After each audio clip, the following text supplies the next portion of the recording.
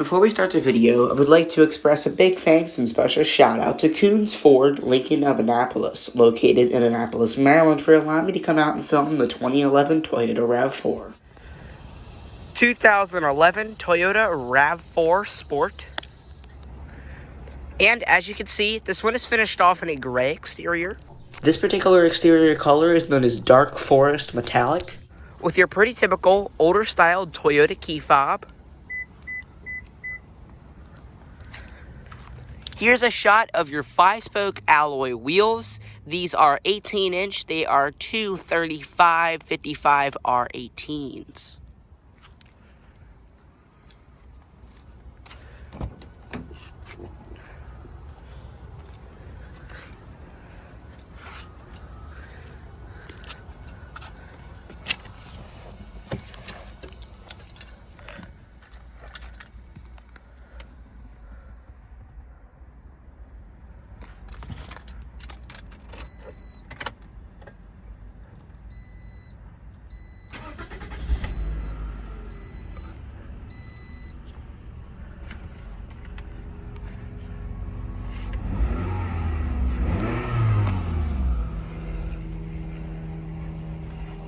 Has a 3-spoke, vinyl wrap steering wheel, as well as an automatic transmission with lower gear selection, the emergency brake, and this particular one has 120,194 miles. Let's go ahead and cut on the headlights, the fog lights, automatic driver's side window, and the hazards.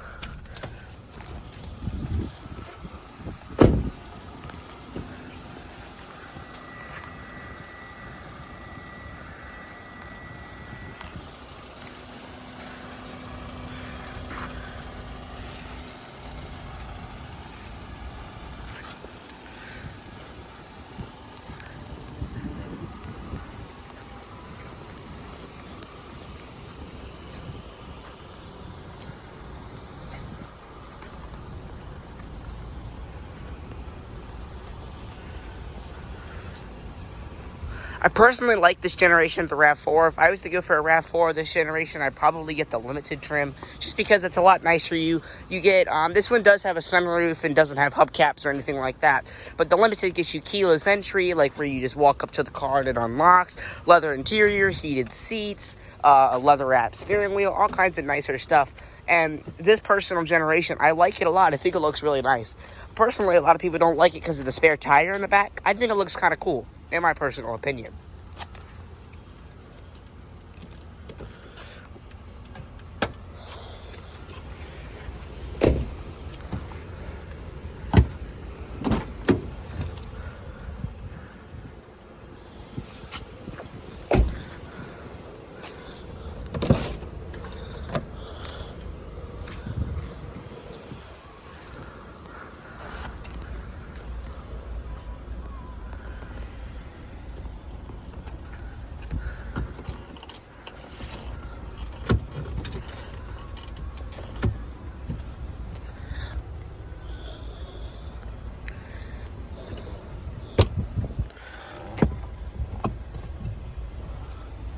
I don't think this car is a third row. I don't think it does. Let me.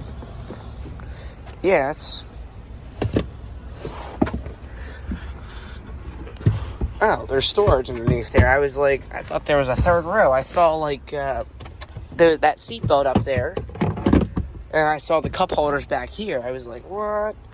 But I guess that it's actually kind of a smart idea, because if you go, camping or hiking or something that RAV4 people do, and you have your dog back here, and you're, tailgating, this is nice, because you can sit back here, don't have to worry about the sun, because you have this blocking you, and it's nice and comfortable. You get cup holders. It's a nice, really low load floor.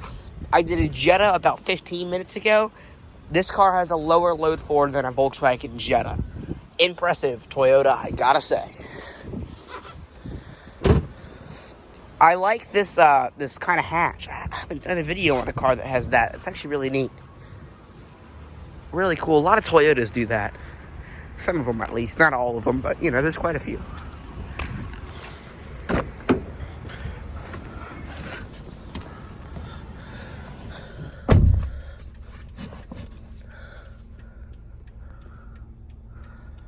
So this back seat is a little bit uncomfortable. You don't really sink into the seat, and the headrests are really low, so you have to really adjust them just to even. And that even, I just adjusted it all the way, and it's still not the most comfortable position. So I gotta say, I'm a little bit disappointed with that. And I like the headliner, though. It's a very soft headliner. Really nice. You also get storage pockets in both of the front seats. No air vents.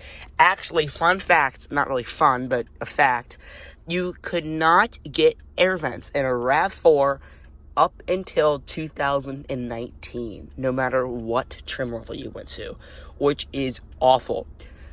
I've said this in countless videos with cheaper cars. Put air vents in the back. That's all we want. We want air vents. That's it. We just put air vents. A lot of newer cars are obviously doing that.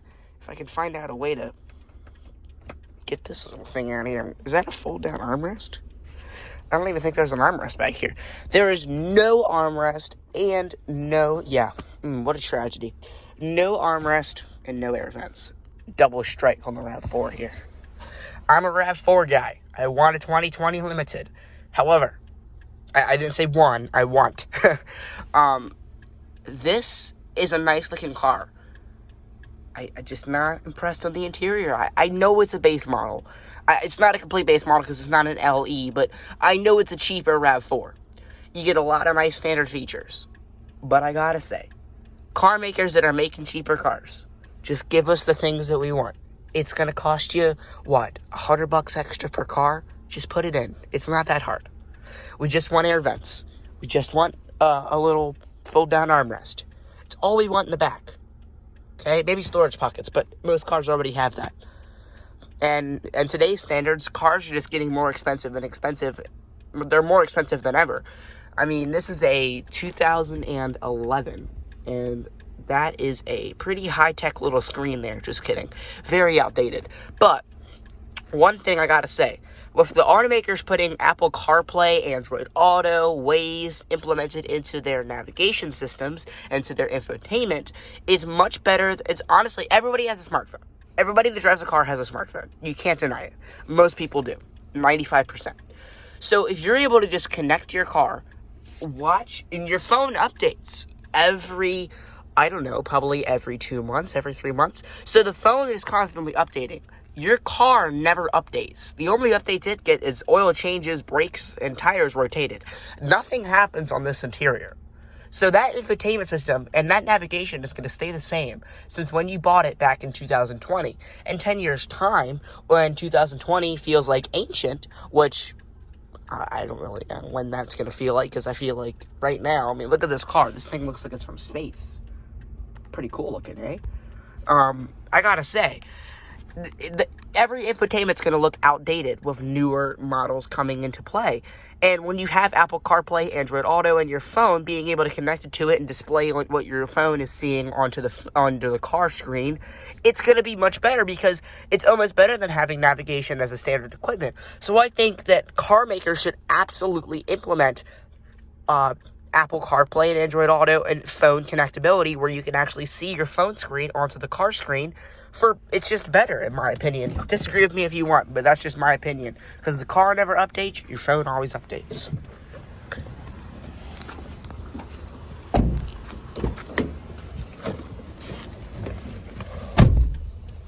Now, this front seat is a lot more comfortable. I got plenty of headroom. Even with the sunroof, I have plenty of headroom. Really nice looking sunroof, too. Looks really cool. I'm just going to go ahead and leave that open. I love sunroofs. And we have our manual dim rearview mirror here. Fold down, and does it slide? No, man, but it does have a little extendable piece there, so it failed the visor test. What a shame. Still nice, though. A decently sized center console. It opens into 2 spots, which is nice. Your gear shifter right here is just a standard old Toyota gear shifter. Your meter controls, your auxiliary input, some storage here, your emergency brake, 2 cup holders with also retractable pieces there so you can clean it, which is nice. Another 12-volt cigarette style outlet, your traction control off button right here, your different temperature controls, different zones, your passenger airbag and passenger seatbelt indicator are right there.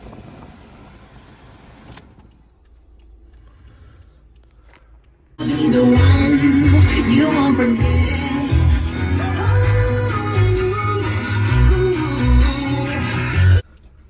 Nice sound system, I gotta say. Pretty impressive. Sounds great.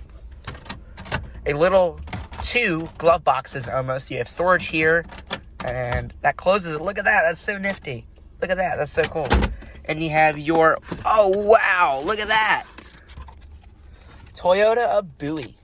It's about 30 minutes away from Annapolis, and these are stuck together. Oh my god. That's so cool. That's the original license plate cover. How cool is that? So if you go buy this RAV4 from Coons, they'll throw in the original license plate cover.